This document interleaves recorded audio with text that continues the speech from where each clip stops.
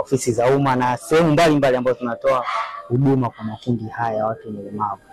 Hivyo ni si tuzidi kuhamasishana katika utoaji huduma katika nyanja hizo na katika miundombinu pia ambao ni rafiki kuweza kusaidia kwa namna moja ama nyingine hata katika kutoa rasilimali yote inayohitajika katika makundi haya ili kuzidi kujumuisha na kushirikiana na serikali katika kuleta usawa na ujumuishaji kwa makundi haya hapa nchini. Katika mashule, katika hospitali, huduma za afya na zungumzia kwa ujumla, pamoja na shughuli zingine katika jamii ambazo zinafanyika. Na mahususi ikizungumzia katika watu wenye ulemavu na wanafunzi wenye ulemavu katika shule.